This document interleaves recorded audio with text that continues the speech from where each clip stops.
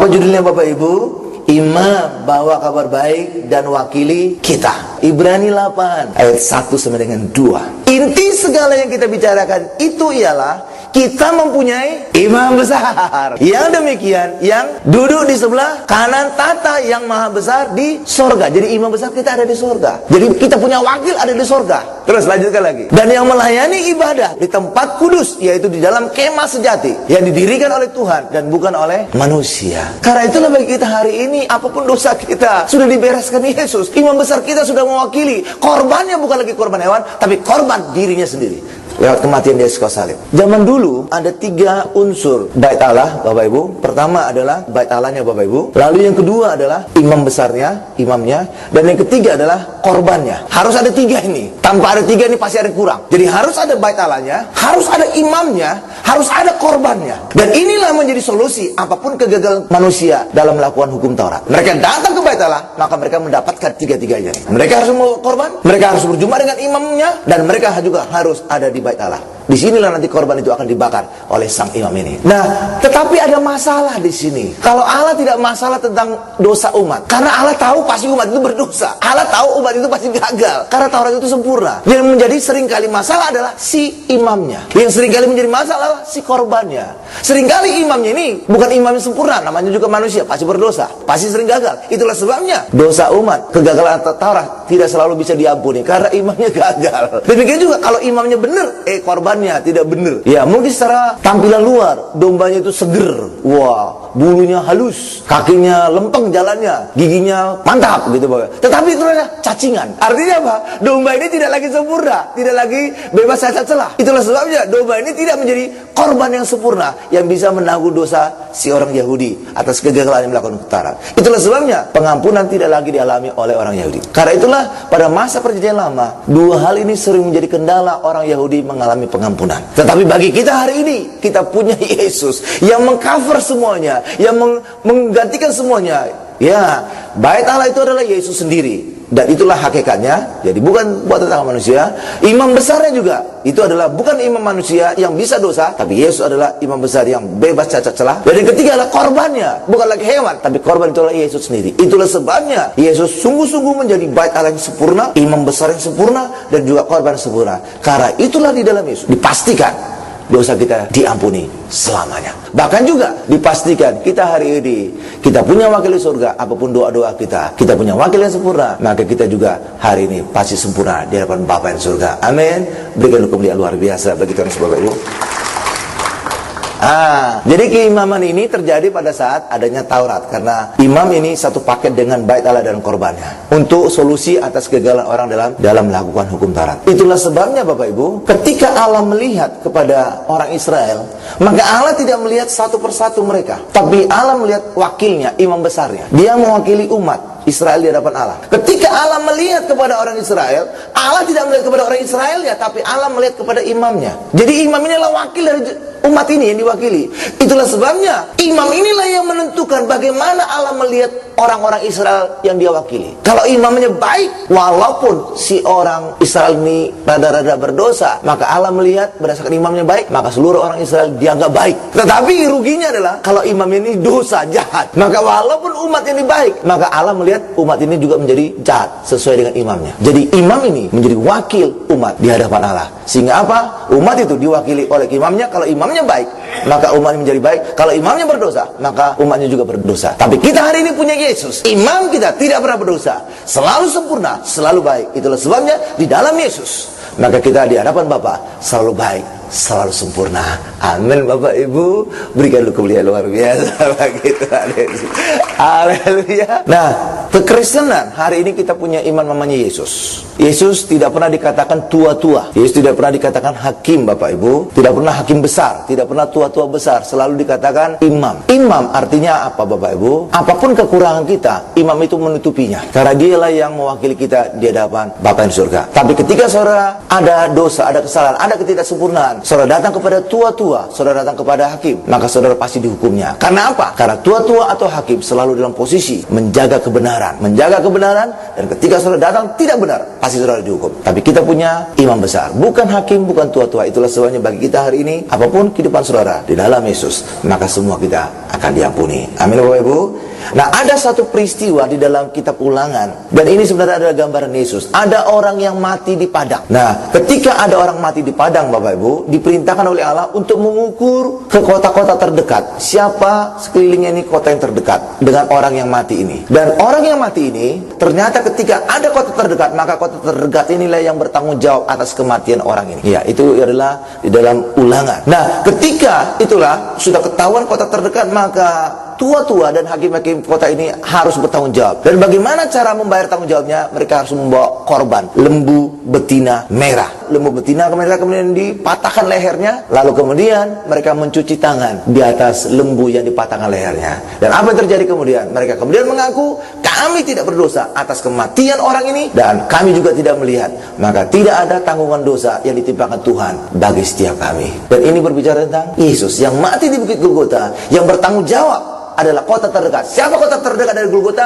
Yerusalem. Karena memang Golgota adalah di pinggiran kota Yerusalem. Itulah sebabnya tua-tua Israel harusnya mencuci tangan. Dan mereka berkata, kami tidak bertanggung jawab atas darah Yesus. Kami tidak melihat kematian Yesus. Tapi justru yang mengerti tentang ayat membasuh tangan justru Pilatus. Pilatus yang mencuci tangan. Aku tidak bersalah atas darah orang benar ini. Sebaliknya, tua-tua Israel, Farisi berkata, kami akan menanggung darah orang ini, kami dan anak cucu kami. Itulah sebabnya Bapak Ibu, orang Israel menanggung kutuk sampai berabad-abad, 2000 tahun mereka mengalami kutuk. Itulah sebabnya mereka terdiaspora ke seluruh dunia. Mereka diusir, mereka ditolak, mereka teraniaya, dan puncaknya adalah Hitler ya, yang kumisnya 2 ini Bapak Ibu, kayak Jojon itu Bapak Ibu. Tapi bukan Jojon ini ganas banget ini. Kenapa? 6 juta orang Yahudi dibunuh di kamar gas. Dan sebagai peringatan pembunuhan ini didirikan satu monumen di Israel sana yang bernama Yad Vashem. Inilah menjadi peringatan bagaimana ganasnya Hitler membunuh orang Yahudi. 6 juta orang, anak-anak, ibu-ibu mati semua di kamar gas, diracun Bapak Ibu. Kenapa terjadi demikian? Karena orang Israel, nenek moyang mereka pada saat penyaliban Yesus berkata, kami akan menanggung semua akibat dari darah Yesus itu, kami dan anak cucu kami. Harusnya apa? Mereka nggak boleh ngomong itu, tapi mereka harus cuci tangan seperti Pilatus. Coba kita lihat ayatnya, Ulangan 21 ayat 6 sampai dengan 7. Dan semua tua-tua dari kota yang paling dekat dengan tempat orang yang terbunuh itu haruslah membasuh tangannya di atas lembu muda yang batang lehernya dipatahkan di lembah itu. Dan mereka harus memberi pernyataan dengan mengatakan, tangan kami tidak mencurahkan darah ini dan mata kami tidak melihatnya. Sehingga apa? Mereka dibebaskan dari tanggung jawab hukuman atas kematian orang mati tadi. Ayo Bapak Ibu. Dan ini berbicara tentang apa? Yesus. Yesuslah lembu muda yang kemudian akan terjadi 100 tahun kemudian. Yesuslah yang dipatahkan lehernya lewat vonis mati. Dan harusnya orang Yahudi itu harus membasuh tangannya seperti Pilatus. Aku tidak bersalah terhadap darah orang benar ini. Rupanya Pilatus ngerti ayat ini Bapak Ibu. Haleluya Bapak Ibu. Itulah sebabnya Pilatus tidak bertanggung jawab atas kematian Yesus. Pilatus diampuni dosanya. Karena kalau saudara baca ayat berikutnya, maka kami tidak bersalah atas kematian orang itu. Haleluya Bapak Ibu. Pilatus bebas dosa. Sebaliknya orang Yahudi malah ngambil tanggung jawab. Biarlah darahnya ditanggungkan atas kami dan keturunan-keturunan kami. Jadi mereka mengutuk diri mereka sendiri dan anak cucu mereka. Itulah sebabnya 2000 tahun orang Yahudi keleleran, diusir kemana-mana. Jadi mereka itu adalah bangsa yang mengalami terdiaspora kemana-mana dan terusir di mana-mana. Saudara tahu, pengusiran itu bukan, ya silakan kamu keluar. Tidak Bapak Ibu, mengalami anehnya. Saya sudah pernah ke Belanda, saya lihat ada monumennya bagaimana orang Yahudi terusir dari Belanda. Saya juga, ntar lagi juga akan lihat juga di Spanyol juga bagaimana orang Yahudi juga terusir dari Spanyol. Jadi dari mana-mana mereka terusir. Bahkan negara-negara sekitar mereka menginginkan agar Israel lenyap dari muka bumi ini. Kenapa bisa terjadi demikian? Karena mereka mengalami kutuk. Kenapa mereka mengalami kutuk? Pada saat kematian Yesus. Dan inilah dinubuatkan tentang gambaran tadi. Ada orang yang mati di padang. Mereka mengambil tanggung jawab. Bukannya mereka cuci tangan seperti Pilatus. tapi mereka mengambil tanggung jawab, semua tanggung jawab kematian Yesus. Itulah sebabnya kehidupan mereka mengalami aniaya berabad-abad. Tapi bagi kita, kematian Yesus justru menjadi berkat. Sebab bagi kita hari ini, darah Yesus telah membasuh dosa kita, sehingga setiap kita hari ini bebas kutuk, bahkan juga bebas dari segala dosa. Amin. Berikan kemuliaan luar biasa bagi Tuhan Yesus, Bapak Ibu. Haleluya. Saudara bisa lihat, saudara bandingkan dengan bangsa-bangsa lain, Bapak Ibu, nggak ada bangsa yang terdiaspora seperti orang Yahudi, teraniaya seperti orang Yahudi. Nggak ada, Bapak Ibu, nggak ada. Alihnya, tapi akhirnya mereka kemudian sadar, ya kami sudah terdiaspora, ya udah, karena kami ditolak di mana-mana, ya udah, kami kembali ke tanah kami mereka. Itulah sebabnya mereka kemudian kembali ke tanah Israel. Dan pada tahun 1948 mereka menyatakan kemerdekaan. Bulan Mei, saya nggak ingin menyatakan tanggalnya, Bapak Ibu, karena berdasarkan kalenderan kita tanggalnya berbeda-beda setiap tahun. Iya, karena mereka menganut sistem bulan. Imlek setiap tahun nggak pernah sama. Benar, Bapak Ibu? Kenapa? Karena sistemnya bulan. Karena itulah dikenal istilah lunar. Benar, Bapak Ibu? Ya kan? Sama juga tetangga sebelah juga sama. Ya, perayaan mereka ya nggak pernah sama. Kenapa? Sistemnya bulan. Itulah sebabnya berdasarkan kalender kita berubah-ubah setiap tahun. Demikian juga Natal, saya yakin hampir sama seluruh dunia. Tanggal berapa, Bapak Ibu? 25 Desember. Tetapi kalau saudara perhatikan Paskah, tidak pernah sama waktunya. Karena Paskah orang Kristen dikaitkan dengan Paskahnya orang Yahudi. Sedangkan orang Yahudi sistemnya tanggalannya bulan. Itulah sebabnya Paskah saudara setiap tahun tidak pernah sama. Coba saudara buktikan. Setiap tahun nggak pernah sama. Pasti beda-beda. Kalau nggak April, ya akhir Maret. Berapa, Ibu? Selalu kan gitu kan? Berubah-ubah kan? Kenapa? Karena kita mengacu kepada Paskahnya orang Yahudi yang berkaitan berdasarkan bulan. Karena itulah Paskah kita nggak pernah sama. Tapi tahun baru sama, karena kita tidak mengkaitkannya dengan perayaan orang Yahudi. Sekarang kita masuk berikutnya, Bapak Ibu. Bagian keduanya, Yesus menggenapi Taurat dan kebenaran Allah. Roma 10 ayat 4. Sebab Kristus adalah kegenapan hukum Taurat, sehingga kebenaran diperoleh tiap-tiap orang yang percaya. Yang berbuat atau yang percaya? Percaya. Karena itulah bagi kita hari ini, kita benar bukan karena perbuatan kita, tapi kita benar karena percayanya kita terhadap apa? Perbuatan Yesus menggenapi Taurat tadi. Haleluya. Kalau dalam perjanjian lama kita benar lihat perbuatan kita melakukan hukum Taurat, tapi dalam perjanjian baru dalam Yesus kita benar bukan karena perbuatan kita, tapi kita benar karena perbuatan Yesus yang kita percaya. Jadi yang berbuat bukan lagi kita, tapi Yesus. Dan kita mempercayai perbuatan Yesus itu, maka kita menjadi benar.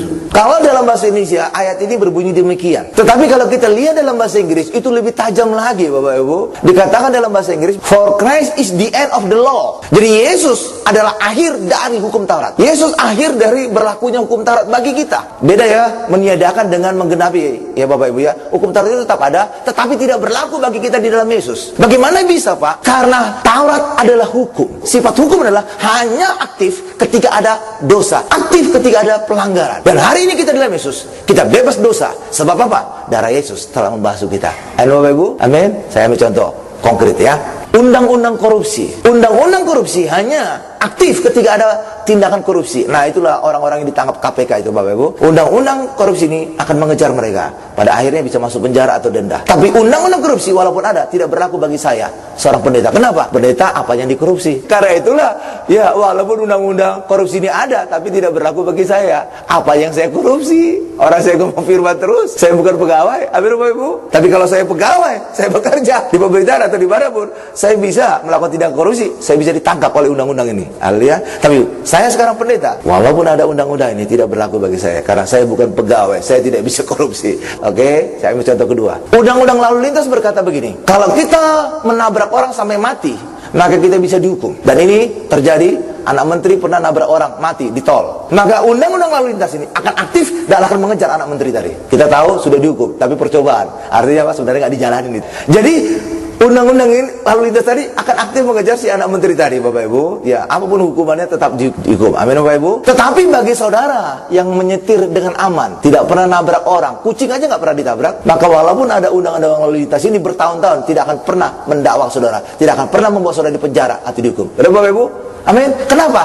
Karena saudara tidak melakukan pelanggaran lalu lintas. Hal yang sama juga dengan kerohanian. Hukum Taurat itu berlaku bagi orang yang berdosa, tapi bagi kita dalam Yesus, kita tidak punya dosa lagi, sebab darah Yesus telah membasuh dosa kita. Itulah sebabnya tiap kita dalam Yesus, hukum Taurat itu berakhir berlaku bagi kita. Karena itulah dikatakan dalam ayat tadi, for Christ is the end of the law. Kristus adalah akhir dari hukum Taurat. Bagi kita hari ini dalam Yesus, maka hukum Taurat tidak berlaku lagi, sebab hari ini kita tidak punya dosa lagi, sebab dosa kita telah dibasuh oleh darah Yesus. Amin.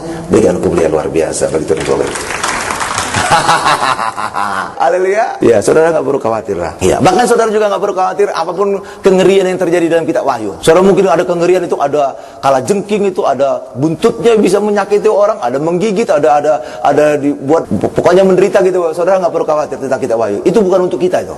Itu untuk orang Yahudi yang belum kenal Yesus. Mereka mengalami cawan murka Allah, 7 cawan murka Allah tertumpah atas mereka. Bagi kita tidak mengalami. Kenapa? Karena cawan murka Allah telah diminum Yesus habis di atas kayu salib. Itulah sebabnya di dalam Roma 8 ayat 1, kita di dalam Yesus, kita bebas hukuman. Dalam Ibrani 8 ayat 12, Allah tidak lagi mengingat dosa kita. Kenapa? Karena dosa kita telah ditanggung oleh Yesus dan hukuman kita telah dijalani oleh Yesus. Itulah sebabnya jika saudara hidupi salib ini, saudara bisa berkata, aku tidak punya dosa lagi, dosaku telah ditanggung Yesus, aku tidak dihukum lagi karena hukumanku telah dijalani oleh Tuhan Yesus. Amin Bapak Ibu. Berikan hukum yang luar biasa bagi Tuhan Yesus. Nah, jadi saudara nggak perlu khawatir tentang Wahyu. Haleluya, pokoknya yang murka-murka nggak ada lagi. Karena Yesus telah mengalami murka Allah secara full. Haleluya. Nah, Allah sangat mengasihi dunia ini Bapak Ibu, sampai Allah mengaruniakan anak yang tunggal bagi kita. Itu menjadi bukti kasih Allah yang paling full di dalam kehidupan kita. Nah, Yesus adalah bukti bahwa Allah sangat mengasihi kita. Apa buktinya? Karena Yesus anak tunggal rela diserahkan kepada kita dan Yesus mati bagi kita. Amin. Iya. Dan kita bisa tes Bapak Ibu, kasih Allah itu luar biasa. Misalnya saudara punya anak 11 orang 11 orang Bapak Ibu, itu sudah banyak sekali sebenarnya. Dan saudara diminta untuk mengorbankan 1 anak saudara untuk menggantikan penjahat di penjara. Saudara siap? Saya yakin tidak akan mau. Iya, apalagi ini mati. Wah, itu jauh itu. Tapi kalau dinikahkan, punya mantu, wah semua orang juga pingin. Amin Bapak Ibu. Dan kelak akan punya cucu. Haleluya. Tapi ini mati menggantikan penjahat. Wah, siapa mau? Itu baru 12. Apalagi anak tunggal. Oh, jauh banget itu. Mereka yang harus mati demi saya. Dan Allah demikian. Anak tunggal yang dikasih, itu rela diberikan kepada kita. Artinya apa? Kasih Allah itu full bagi setiap kita. Ya, saudara bisa ngukur ya, uji aja diri saudara.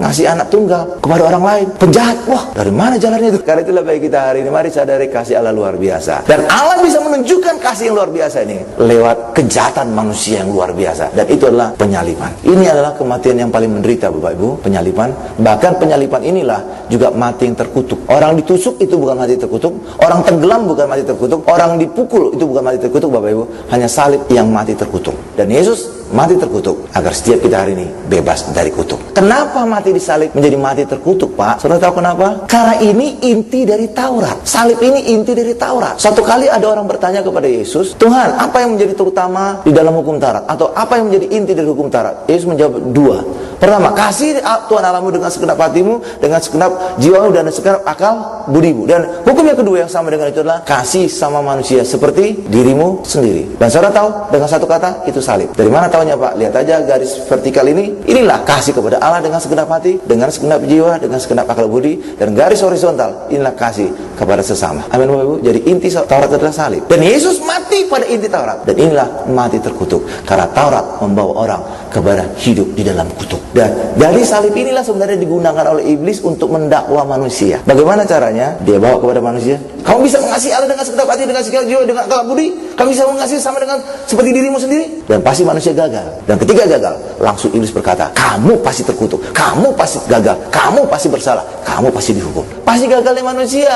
Nggak ada manusia yang bisa melakukan hukum Taurat. Bahkan yang membawa pun, Musa, gagal. Buktinya nggak masuk tanah Kanaan. Kita juga nggak ada yang berhasil. Gimana cara ngetesnya? Kita tes saja. Mengasihi Allah dengan segenap hati, dengan segenap jiwa, dan dengan segenap akal budi. Kalau saudara berusaha mengasihi Allah dengan demikian, saya yakin saudara harus keluar dari pekerjaan saudara harus keluar dari keluarga saudara. Kenapa bisa demikian, Pak? Ya, kalau saudara masih hidup dalam keluarga, berarti apa? Sebagian kasih saudara untuk anak istri saudara. Berarti gagal berkata mengasihi Allah dengan segenap hati. Gagal kan? Gagal. Ketika saudara masih bekerja, berarti apa? Pikiran saudara sebagian mikirkan pekerjaan saudara. Pasti saudara gagal. Kenapa? Tuntutannya segenap hati, segenap pikiran mengasihi Allah. Nggak mungkin sebagian. Harus segenap. Itulah sebabnya saudara tidak akan mungkin bisa bekerja. Kalau bekerja berarti sebagian untuk pekerjaan saudara, tidak lagi full untuk Allah. Amin. Itulah sebabnya gagal mengasihi Allah. Pastinya itu. Itu tes pertama. Sekarang tes kasih tentang sesama. Ini juga pasti manusia gagal.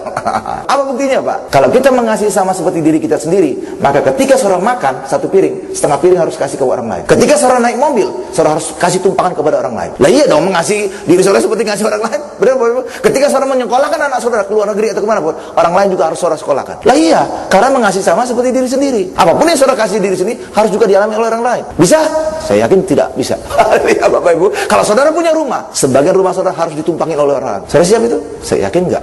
Ya Bapak Ibu, gagal kan? Gagal. Itulah sebabnya semua orang gagal dalam Taurat. Lalu bagaimana Pak agar kita hari ini bebas dari Taurat? Maka Yesus membayar lewat menggenapi Taurat. Bagaimana cara membayar hukum Taurat ini? Lewat Yesus memakukan dirinya pada kayu salib. Lunas, genap. Genap kan? Genap. Yesus telah memakukan dirinya, maka tuntutan salib Taurat ini telah digenapi oleh Tuhan Yesus. Itulah sebabnya bagi kita hari ini, di dalam Yesus kita mendapatkan juga kegenapan hukum Taurat. Loh kok bisa Pak?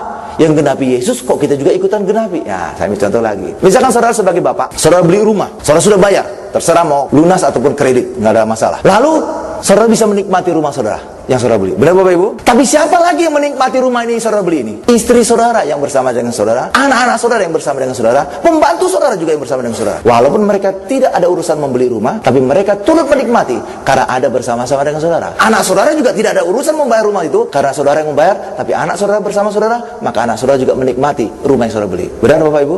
Hal yang sama juga dengan Yesus. Yesus yang telah membayar tuntutan Taurat, tapi bagi kita yang ada bersama-sama dengan Yesus, apa yang telah bayar, itu juga dianggap telah kita bayar. Haleluya Bapak Ibu. Haleluya. Itulah sebabnya harus kita ada di dalam Yesus, kita bersama dengan Yesus, sehingga apapun yang Yesus kerjakan, penggenapan Taurat, itu juga akan kita alami di dalam kehidupan kita. Amin. Berikan kemuliaan luar biasa bagi Tuhan Yesus Bapak Ibu. Haleluya, haleluya. Karena itulah bagi kita hari ini, kebenaran kita bukan lagi dengan melakukan, tapi kebenaran kita dengan percaya kepada Yesus. Kita melekat pada Yesus, maka kebenaran kita alami di dalam Yesus. Coba kita lihat ayatnya, 2 Korintus 5:21. Siapa dia Yesus yang tidak mengenal dosa telah dibuatnya menjadi dosa karena kita, supaya dalam Dia kita dibenarkan oleh Allah. Jadi Yesus tidak berdosa, dibuat berdosa karena kita, supaya kita hari ini beroleh kebenaran Allah. Halo Ibu. Jadi hari ini saudara benar bukan karena perbuatan saudara, tapi karena kita bertukar tempat dengan Yesus. Karena kita bertukar tempat dengan Yesus, maka apa yang ada pada Yesus kita nikmati hari ini. Dan apa yang ada pada kita, Yesus alami penderitaannya, dan itu telah selesai lewat kematiannya di atas kayu salib. Saya akan memberikan ilustrasi gini, Bapak Ibu. Ya, awalnya adalah kita penuh dengan dosa. Karena itulah kita merah seperti kirmisi. Lalu misalkan ini awalnya adalah Yesus ini. Yesus penuh dengan kebenaran. Tetapi di atas kayu salib kondisi ini berubah, dan itulah dikatakan oleh ayat tadi. Kristus yang tidak mengenal dosa dibuat berdosa karena kita, supaya kita dibenarkan oleh Allah. Maka ayat tadi akan merubah posisi ini. Semula kita adalah Yesus penuh dengan kebenaran, bahkan adalah kebenaran itu sendiri, sedangkan kita adalah penuh dengan dosa. Tapi ini kemudian berubah di atas kayu salib. Berubahnya bagaimana? Yesus yang tidak mengenal dosa, maka dosa kita dibuat berdosa, maka dosa kita dipindahkan pada Yesus, supaya kita hari ini beroleh kebenaran Allah. Sekarang yang benar siapa di sini? Kita. Yang berdosa sekarang siapa? Yesus. Itulah sebabnya Yesus yang disalibkan, bukan kita. Berdasarkan ayat tadi, bukan kita lagi salib, tapi Yesus. Amin. Dan ketika kita punya kebenaran, amin, terjadi Bapak Ibu, maka semua ditambahkan di dalam kehidupan kita. Karena itulah di dalam Matius 6 ayat 33, carilah kerajaan Allah dan kebenarannya, maka ya semuanya akan kita dapatkan, semua akan ditambahkan. Nah inilah dia, ketika kita punya kebenaran, maka apapun akan ditambahkan. Keselamatan, kesembuhan, kesehatan, berkat, jodoh, keturunan, dan semua kita ditambahkan. Kenapa? Kenapa? Karena kita punya kebenaran. Nah hari ini kita terima saat perjamuan kudus. Kok bisa Pak kita terima saat perjamuan kudus? Karena pada saat perjamuan kudus saudara menerima dua hal ini, tubuh dan darah Yesus. Apa yang saudara dapatkan ketika menerima tubuh dan darah Yesus? Pada saat saudara terima darah Yesus, maka dosa saudara pindah kepada Yesus. Karena darah inilah yang membasuh dosa kita. Amin Bapak Ibu. Dan rupanya hukum kekekalan energi Einstein atau Newton Bapak Ibu, ya, energi itu tidak bisa hilang tetapi berubah wujud. Dosa ini juga tidak hilang tapi berubah wujud. Penanggungnya berbeda. Haleluya Bapak Ibu.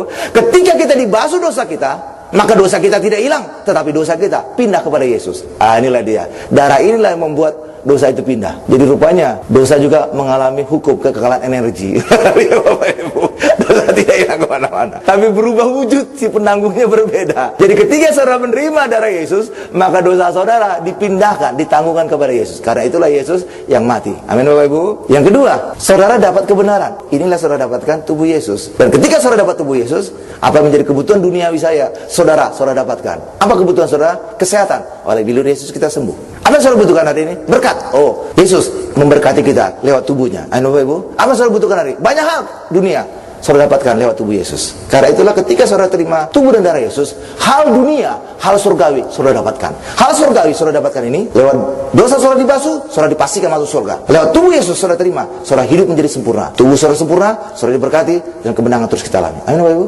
Jadi ketika terima perjamuan kudus, surga dan dunia saudara alami Bapak Ibu. Karena itulah hari ini kita mengucap syukur di dalam Yesus, maka kita nanti juga terima perjamuan kudus. Maka dipastikan oleh darah Yesus kita masuk surga, dan dipastikan juga ketika kita terima Yesus, tubuh Yesus kita disembuhkan dan juga diberkati. Amin. Berikan hukum yang luar biasa bagi kita. Sekarang masuk pada bagian ketiga Bapak Ibu. Allah sangat mengasihi dunia, dan untuk menunjukkan kasih terbesarnya, maka Yesus harus mengalami kejahatan terbesarnya. Coba kita lihat Yohanes 3:16. Karena begitu besar kasih Allah akan dunia ini, sehingga ia telah mengaruniakan anaknya yang tunggal, supaya setiap orang yang percaya kepadanya tidak binasa, melainkan beroleh hidup yang kekal. Jadi Allah menunjukkan kasih besar dengan apa Bapak Ibu? Dengan apa? Pengorbanan terbesar. Anaknya yang tunggal saja diserahkan. Amin Bapak Ibu. Itu bukti menjadi kasih terbesar. Tanpa itu tidak akan mungkin kasih terbesar. Dia hanya relanya sampai hanya hartanya. Kalau nyawanya dia nggak siap mengorbankan, oh berarti kasihnya itu terbatas. Hanya sebatas duit saja. Tapi kalau dia siap juga mati, oh itu dia baru kasihnya luar biasa. Sama seperti Pak Paraji. Pak Paraji selalu berkata apa? Aku siap mati bagi jemaat, menggantikan neraka. Itu menunjukkan apa? Pak Paraji sangat mengasihi saudara. Tapi kalau Pak Paraji hanya berkata, aku siap hanya membayari jemaat, nah kasih Pak Paraji juga terbatas. Tapi kalau siap mati bagi saudara, dan memang siap mati, beliau berkata, benar Pak? Artinya apa? Kasih Pak Paraji tidak diragukan bagi kita semua. Terus itu? Iya, hal yang sama juga ini nih. Jadi Yesus mengalami penderitaan, kejahatan terbesar untuk menunjukkan bahwa Allah sangat mengasihi kita. Amin. Berikan hukum yang luar biasa bagi Tuhan Bapak Ibu. Haleluya Bapak Ibu. Ya. Coba kita lihat sekarang Yohanes 13 ayat 1. Yesus beralih dari dunia ini kepada Bapa yang di surga. Dan ini sebenarnya adalah salib, dan kita juga beralih dari kehidupan dunia menjadi kehidupan surgawi bersama dengan Bapa yang di surga. Yohanes 13 ayat 1. Sementara itu, sebelum hari raya Paskah mulai, Yesus telah tahu bahwa saatnya sudah tiba untuk beralih dari dunia ini kepada Bapa. Sama seperti ia senantiasa mengasihi murid-muridnya, demikianlah sekarang ia mengasihi mereka sampai kepada kesudahannya. Garis bawahnya kata Paskah, dan siap beralih dari dunia ini. Paskah itu apa yang dikorbankan Bapak Ibu? Hewan. Dan Yesus adalah korban Paskah yang sebenarnya.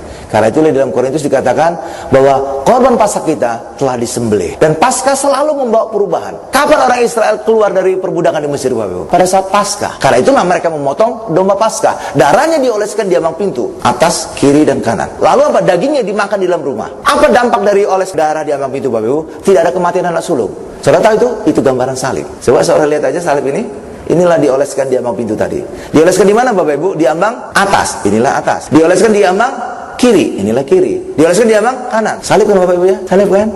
Iya Bapak Ibu, salib kan? Iya. Jadi pada saat Paskah pertama kali sudah terlihat gambaran salib. Dan itu yang membuat mereka bebas dari perbudakan di Mesir. Dan itu adalah gambaran dari Yesus. Yesus nanti kelak akan mati sebagai anak domba Allah yang sebenarnya. Dan itu pada saat Paskah. Makanya tadi saya minta garis bawahi kata Paskah. Pada saat itulah Yesus disalibkan. Dan lewat penyaliban Yesus, darah yang tercurah. Dan apa hasilnya? Semua kita bebas dari kematian. Bukan hanya kematian anak sulung, tapi bebas kita kematian yang kekal selama-lamanya bagi kita semua. Amin Bapak Ibu. Karena Yesuslah hakikat dari domba Paskah. Amin Bapak Ibu. Dan ini juga gambaran salib. Dan ini untuk beralih kepada Bapa. Sama seperti orang Israel, beralih dari seorang budak menjadi orang merdeka. Ini juga salib menjadi peralihan bagi kita, dari orang duniawi masuk ke dalam suasana surgawi. Salib inilah membuat kita beralih hari ini. Peralihan terjadi. Haleluya Bapak Ibu. Salib ini membawa peralihan di dalam kehidupan kita. Itulah sebabnya bagi kita hari ini, hidupi salib ini. Apapun saudara, pasti saudara berubah. Haleluya Bapak Ibu. Berikan kemuliaan paling dahsyat, luar biasa bagi Tuhan Yesus. Kita tundukkan kepala kita.